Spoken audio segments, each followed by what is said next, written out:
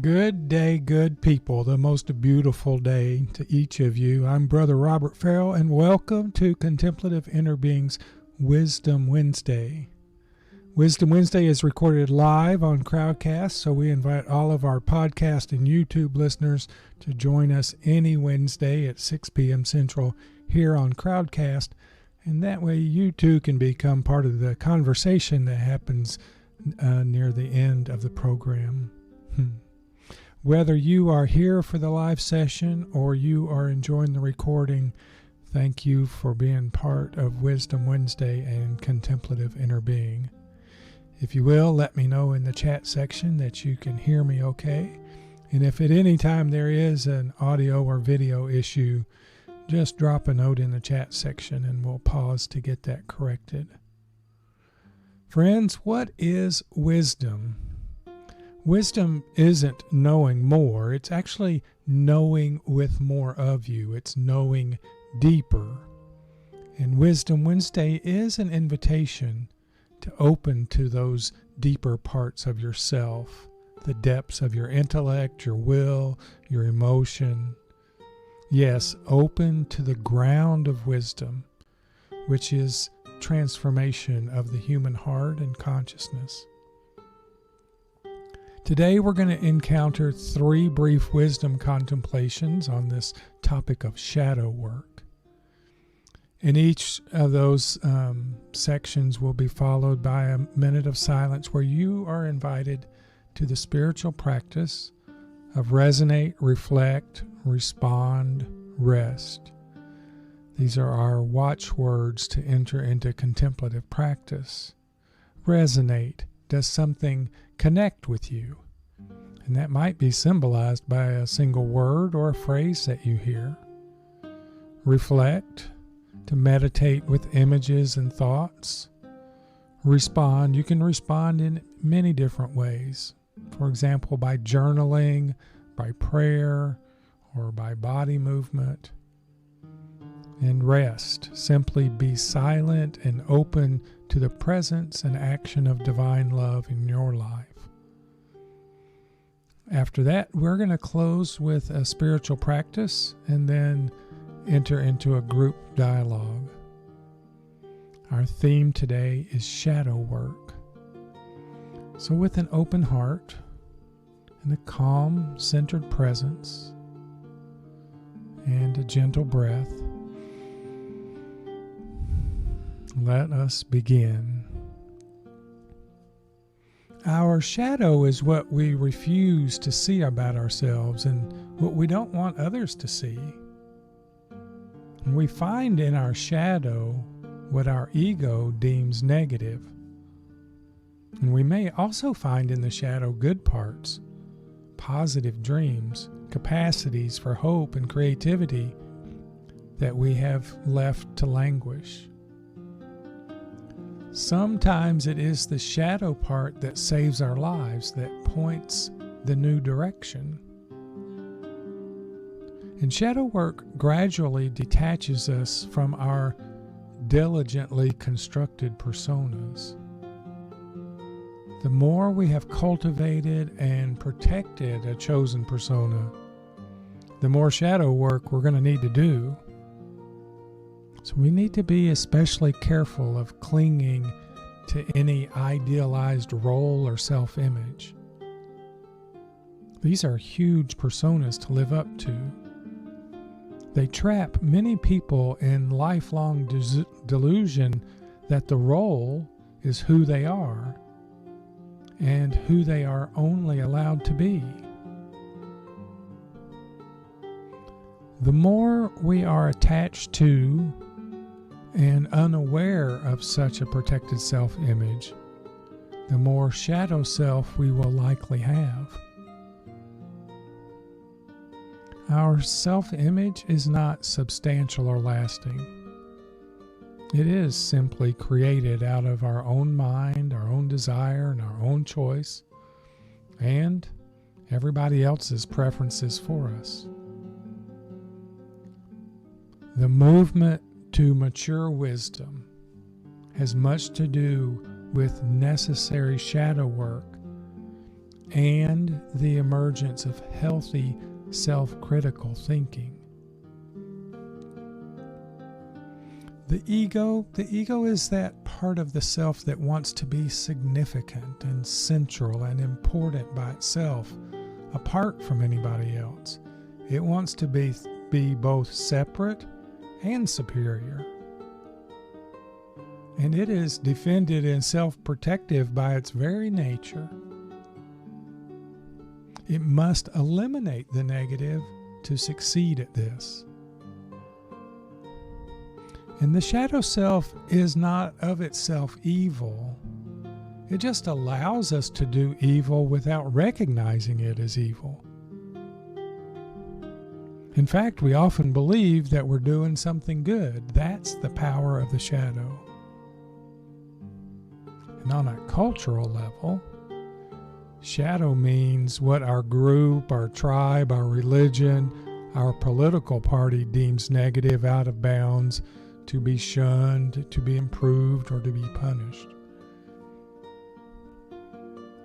Even religion often cannot see its own shadow and then projects it elsewhere.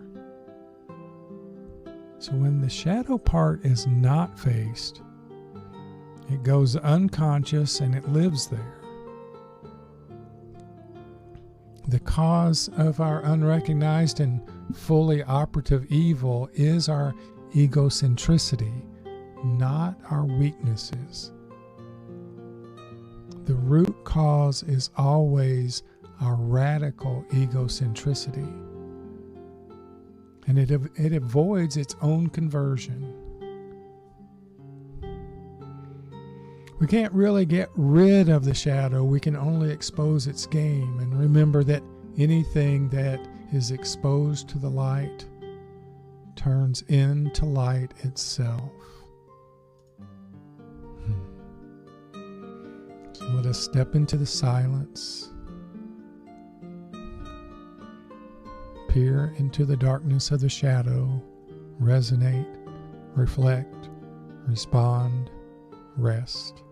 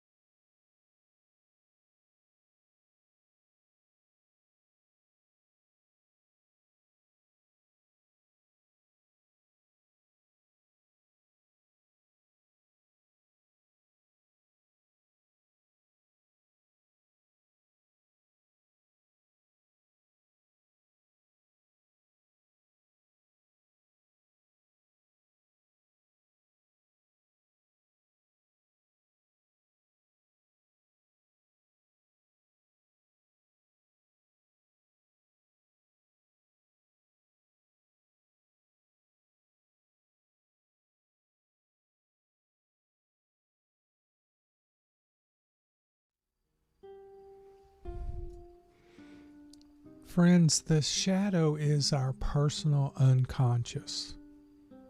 That part of our mind that is behind or beneath our conscious awareness. And the shadow holds the key to removing inner obstacles that block us from finding the treasures of our life. Shadow work is like the process of developing in which our feelings, dreams, and images come back to life. And our images of and associations with aging remain outside of our awareness. They're dormant in the darkroom. And then we don't even notice that we fail to notice them. And when we learn how to establish a conscious relationship with those parts of ourselves that are outside of our awareness, we can attune to our many inner voices and detect which of those can be guides for us and which can sabotage our dreams. Through shadow work, we can learn to slow down, to turn within with curiosity, and open to what's calling to us without dismissing it, and without being taken over by it. And as we age, we come to expect various forms of half-heartedness and deceit and vanity or even illusion from ourselves. But now we can see through them, which destroys most of their game and power. Now, usually everybody else can see our shadow, so it's crucial that we learn what everybody else knows about us except us.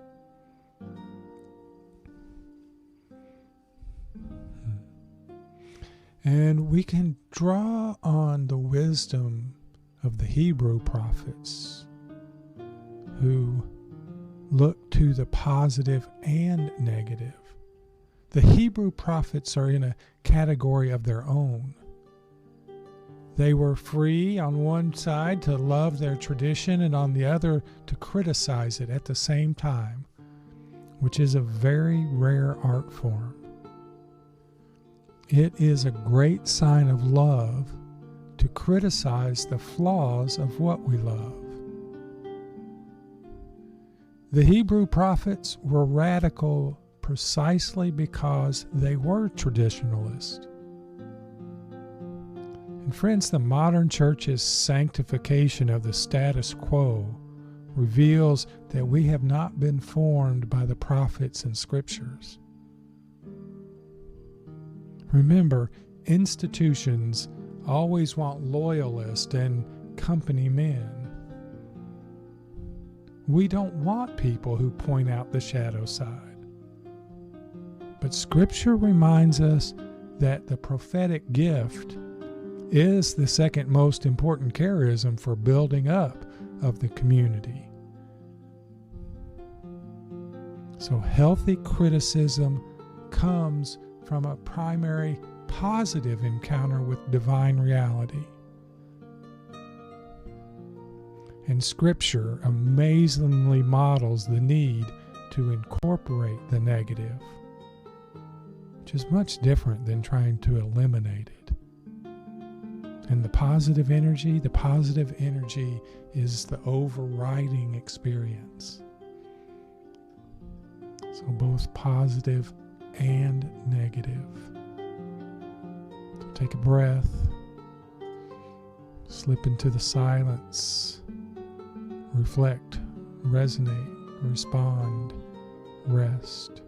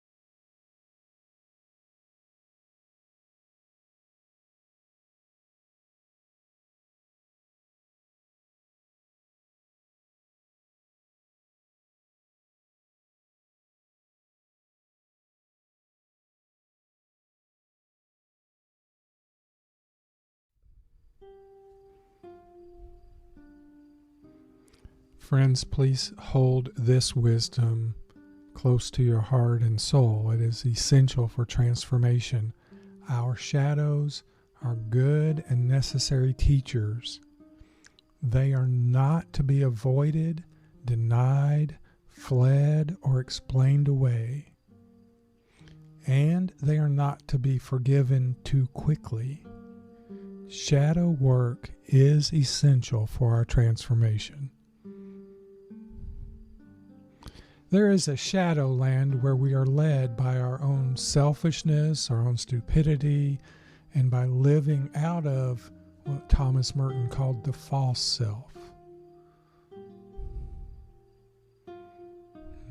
And we have to work our way back out of this with brutal honesty, confessions, surrenders, forgiveness, and often by some necessary restitution or apology.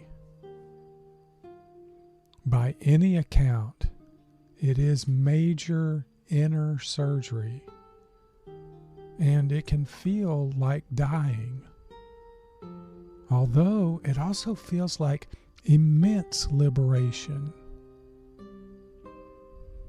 And we need help at these times.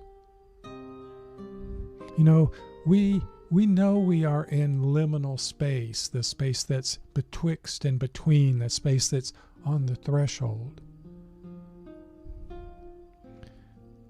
And we have to stay here until we have learned something essential from it. It's no fun. It is no fun. It's filled with doubt and it's filled with demons of every sort.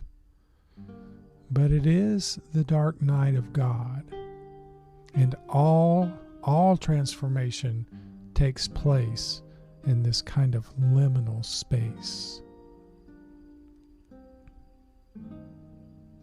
And friends, the closer we get to the light, the more of our shadow we see. Thus, truly holy people are always humble people.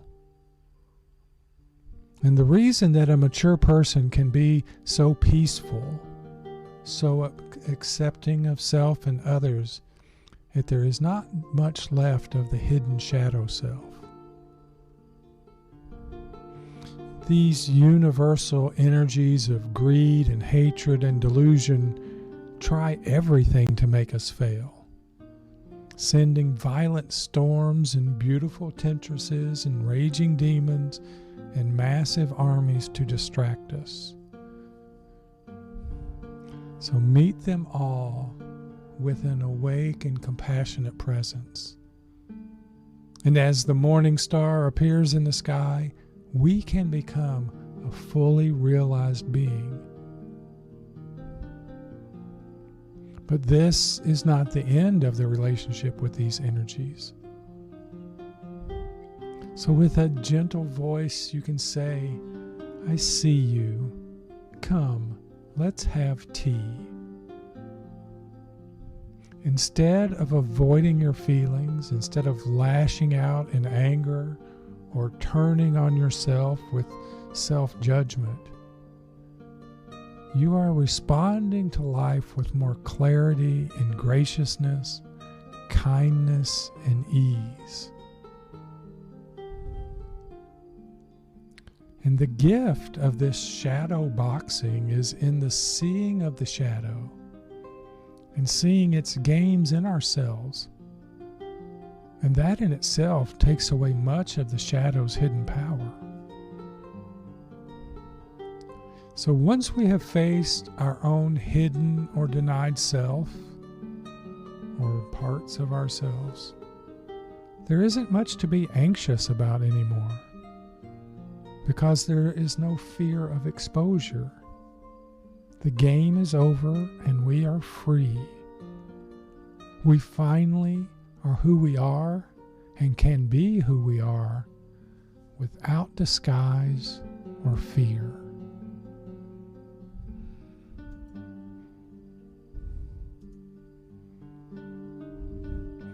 So blessings upon your shadow work. hope you find something in this as you resonate, reflect, respond, and rest.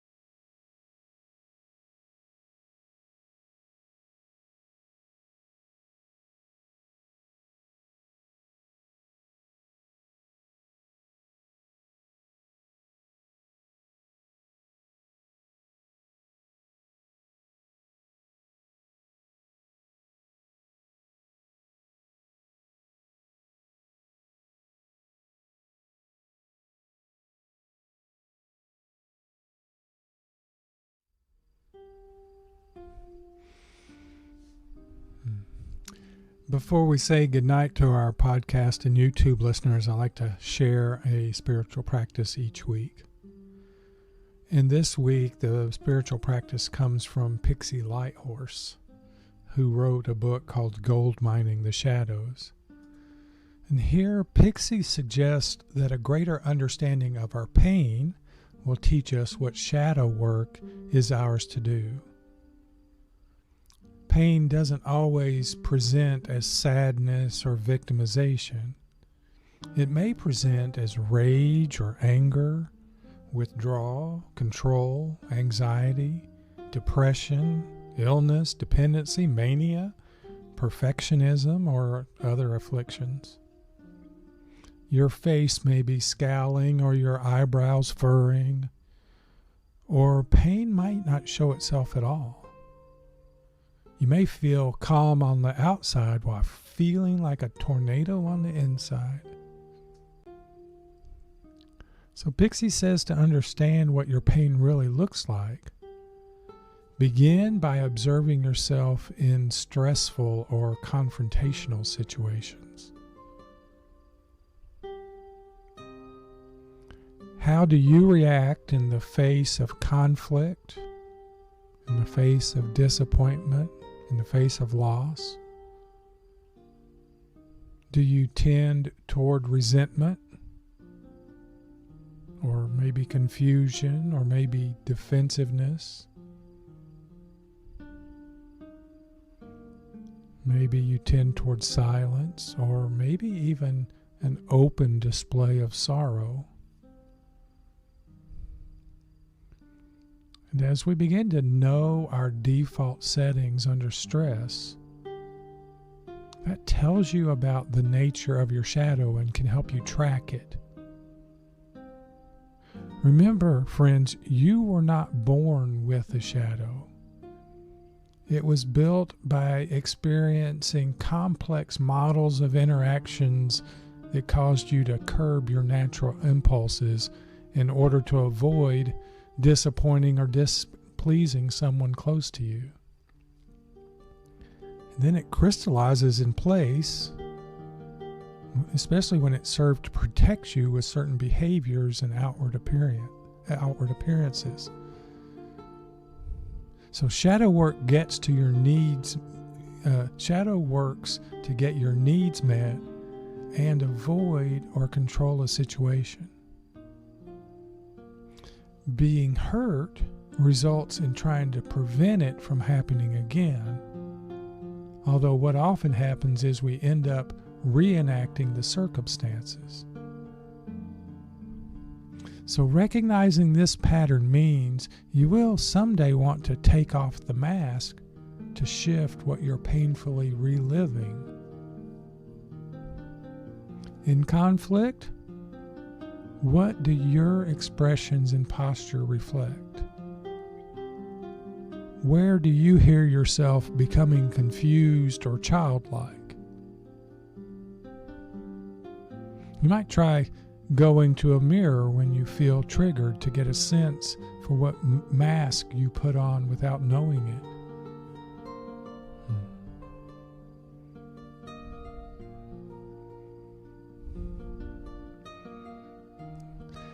On our spiritual path, shadow work is so essential to our transformation.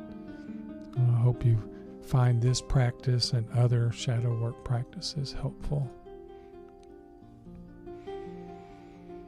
Before we get into dialogue with our Crowdcast group, I want to say thank you again to our podcast and YouTube listeners.